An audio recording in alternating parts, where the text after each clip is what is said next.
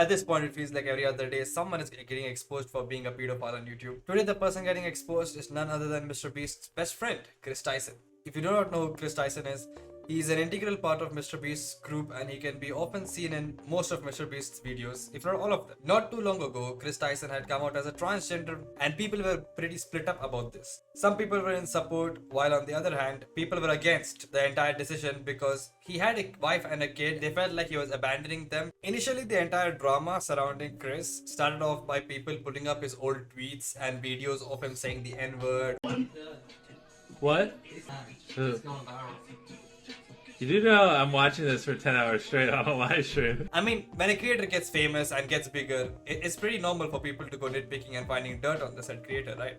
Again, I use the term famous very loosely because for someone closely related to Mr. Beast, his numbers are pathetic and sad. Like, I can literally sit here saying that I have more subscribers than Chris Tyson from Mr. Beast. Initially, the drama was about the drawings that Chris had commissioned from a famous child artist called Shadman. Some of you, after seeing this PFP, might have had PTSD. I mean, it was a pretty messed up time. I'm going to be referring to these drawings as L drawings because I did not want to get demonetized by YouTube. So people were digging up tweets which showed a very close relationship between Shadman and Chris. Like, there were multiple instances on Twitter where Shadman and Chris could have been seen interacting with each other. Shadman had posted a photo of a random 10-year-old anime fictional character titled, "What is this and why do people keep sending me this?" To which Chris had replied on Twitter saying, "Please Shad, please." It wouldn't take a genius to figure out that Chris was clearly trying to ask Shadman to illustrate her in ways that nobody in their right mind should. Another example can be seen with two kids from the TV show called Gravity Falls. They are siblings, by the way.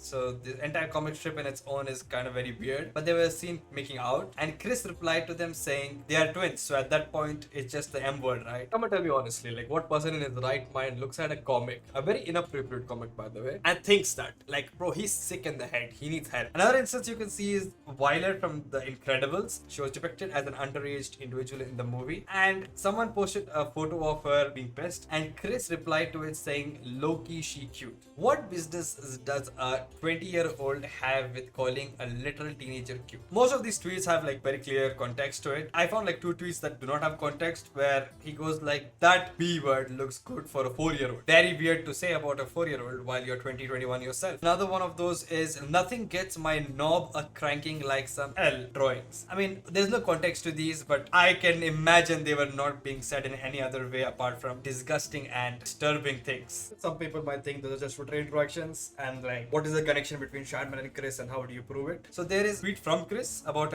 art he had commissioned from Shadman, which showed an autistic kid in a very questionable position holding a gun. I'm going to be censoring most of this because YouTube is not really happy with this thing, so yeah. The tweet reads, "Bonus fidget spinners to really throw in some extra autism at the rate Shadbase." As you can see, this is from the official Chris Tyson account on Twitter. I don't think fully grown adults should be owning arts that depicts minors in any way that is suggestive. This should be highly illegal and this guy deserves to be in jail. And I know people are going to be coming at me saying, "Oh, only because he tweeted about said art does not mean he has the said art." If you guys watch one of Mr. Beast's older videos where he was giving away money to pizza delivery guys, here's a still from the video where you can clearly see the photo hanging in the background on the wall. So initially I was just going to make a video covering this entire Shadman and Chris drama about how they were involved together with this entire CP thing. But something even worse happened. A YouTuber by the name of Prism42 came out with a video about a month ago now, exposes Chris Tyson for having inappropriate conversations with a 13-year-old. The weird part is there is a 7-year age difference between Chris and the alleged victim. We're going to be calling the alleged victim Lava. So when Lava was 13, Chris would have been 20, which is a full-fledged adult. Like, at least at 20 you have brains, right? You're no longer 18, you're not just turned adult, you are a full-fledged adult. At what point do you stop and think, why am I talking to a 13-year-old? For some reason, Chris actually thought like building a friendship with a random 13-year-old while he himself was like 20 was an okay thing to do. To further make these things worse, Chris made very weird and edgy jokes while talking to Lava while he was a minor online. Like, you can see various tweets from him which were honestly very, very weird. There is a tweet where Chris was promoting his Patreon and Chris had said that if we reach a $5 goal or something, I will release my nudes. So Lava basically donated some money or something and Chris replied to it saying, "I posted some fire nudes for you, please don't share." I do not care if he sent those nudes or he did not send those nudes. I think it's a very weird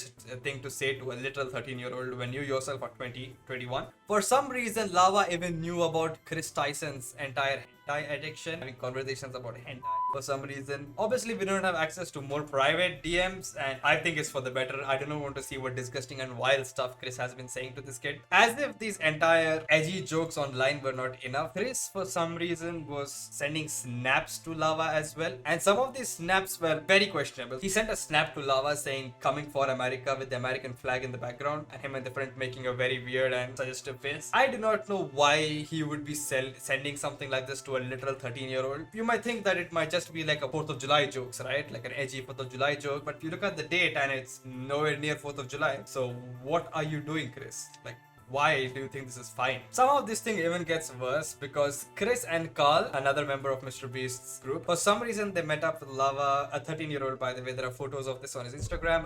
I'm not going to be showing those photos for obvious privacy reasons. Meeting is worse on its own, right? What business do you have meeting a 13-year-old and for what reason? But from leaked chats from a Discord group or a server, I think you can clearly see Lava was in a camper in the middle of the forest alone with Chris and Carl. Honestly, what are you doing in the woods in a camper, a very secluded spot with a literal minor? Like what went wrong, man?